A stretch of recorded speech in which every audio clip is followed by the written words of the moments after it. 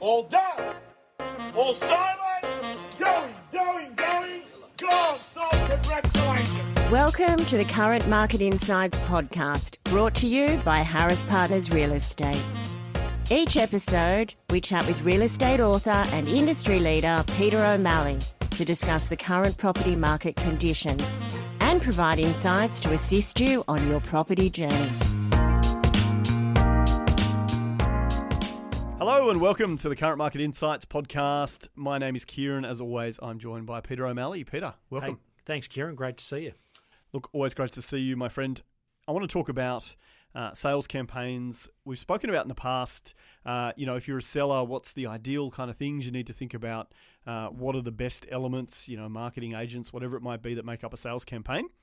All of those things aside, we've spoken recently and you said to me that some properties at the moment seem to be selling really quickly. 5 buyers turn up and away they go. And then other properties, no one turns up and you can't get rid of it. What do you think the critical difference is in these properties at the moment? Some are priced pitch perfect and some are slightly over. And it's a very thin wedge there where the market is so fickle at the moment that you don't even need to be wildly overpriced to scare buyers off. You can be fractionally overpriced and buyers don't want to play ball with you. We know that there'll always be underquoting where agents deliberately quote a low price to attract a crowd, but you don't need to do that to attract buyers, but you do need to be priced accurately, priced pitch perfect. There is always underquoting. We've talked about this so many times and it really is a hot button topic. How do you as an agent set the property up so that your buyers trust the information you're giving them? How do you say to them, look, this is the kind of market price that we're looking at and you can come along and see this property and have a chance of actually owning it? I don't pretend to know how high the price on a property will go when bidding kicks off. That's buyer emotion on the day, whether it be public auction or silent auction. I'm good with that a property can sell above expectations. When there's no tomorrow, the highest offer, the highest bidder today will secure the property. It can go above expectations. In summary, a property is being underquoted when the price of the property is substantially below what recent comparable sales to that property have been. So we recently saw in Lilyfield a property, sell for over 2.3, and its initial price guide I think was 1.8 or 1.85.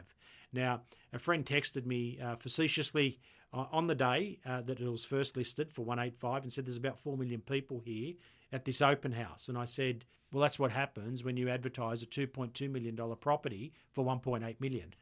Yeah. Half the suburb turns up to say, I want to buy it. Well, plus, half the suburb and every other person who's ever wanted to live in Lilyfield, most certainly.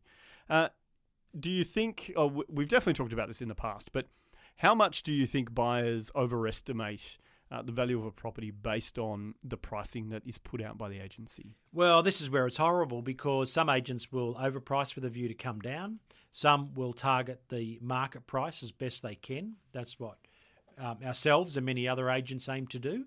And then there's a minority in our industry that will deliberately price low, knowing that it will give the campaign an extra kick. They'll credit the $10,000 advertising campaign as the reason why there were 4 million people out the front, when the reality is there was 4 million people out the front because you've advertised it for $500,000 less than what it's going to sell for, or 25% less than what it's going to sell for. So I say to friends who are in the property market looking to buy, when it comes to price guides given by agents, believe nothing and check everything.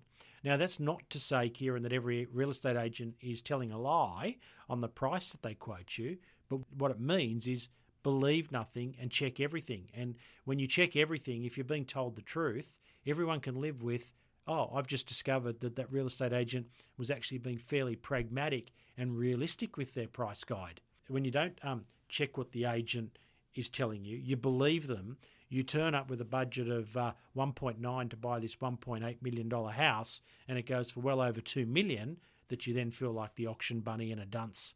Absolutely. You mentioned for buyers out there, critical to check that the guide is accurate based on their own research.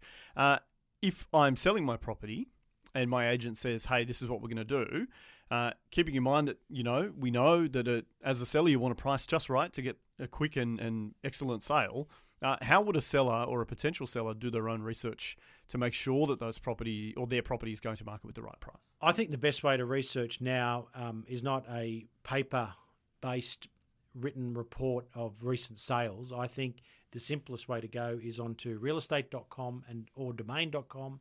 Go to recent sales for your suburb, draw up all of the recent house sales or all of the recent townhouses sales or apartment sales, whatever it is that you're selling or proposing to buy, and look at how those recent sales and the floor plans and the standards of finish and the respective locations, how does that compare with the property that you're proposing to bid on and what it's sold for versus the price guide that the agent's told you. And if you're selling, obviously then, using that information to compare with what your agent's telling you before do go to market for the first time. There's always outliers. I accept that. I've had sales myself, Ciaran, where I've told the owner 1.3 to 1.4 and it's gone for, 1.6. I get that, and some people can throw rocks at us and say, you're underquoting. I wasn't underquoting. I told you what I told the owner. I told the owner what I told you, and competition on the day took it to a certain level. But when that happens with regularity with the same agents, well, clearly you can't run into that much good luck. Absolutely. And, it's a really important point to make, I think, that if the agent's doing their due diligence and doing their market research on comparable sales in the area and the price does go above, it's okay to accept that sometimes the market price is just the market price. And there is going to be competition on the day for a property that, is worth what it gets sometimes. The market is bouncing all over the shop without rhyme or reason. Some properties are hitting right on market and the owners would definitely have liked more, but they sign off nevertheless on the offer because there is no other buyer. There are other sales that have got overs through March, April, early May, without a shadow of a doubt. But I think we can all live with that. But being told that we can purchase a property for 10%, 15%, even 20% below true market value, that's when buyers understandably get aggrieved. And what I would say to vendors is you don't need to do that to people. If you wouldn't like that done to you, don't go out and do it to someone else. Absolutely. I think that's good advice in life in general, Peter. And also, to remember as a buyer that if you've been looking at property for a while and this one seems too good to be true, it probably is. It definitely is.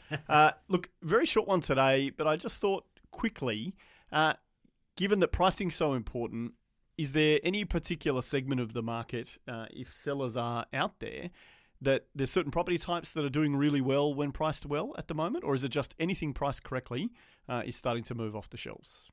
Yeah, I wouldn't say there's consistency because that property, for example, that I said we told the owner 1.3 to 1.4 and it went for just on 1.6, that was an unlivable wreck.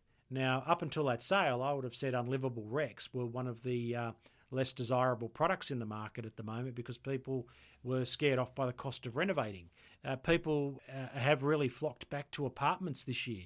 The apartment sales have been pretty good. I would say, though, that apartments with excessive strata levies, buyers are resisting those. And on the whole, if a property is not presented right and needs expenditure on day one of the buyer's ownership, they're tending to mark that property down or avoid it. So I think as well as pricing a property pitch perfect, I think a vendor is well advised at the moment to present the property perfectly too, because we are seeing time poor people that don't want to be spending money on the day of settlement to get the house right the way they want it. Absolutely, and we're certainly seeing buyers who are not being frenzied by a boom necessarily, being able to take time and actually, look at the finer details of their purchase and say, look, we've got to make a smart decision here. So they're checking everything that they might have potentially looked over in the boom years that have gone by. Yeah, I would definitely say that presentation and standard of the property is playing a bigger role in the market than it normally does. No, look, very sound advice as always, Peter. Look, great to have you today. Just a short one, but I think a really important topic to touch on. Thanks, Ciaran. Thanks. See you next time.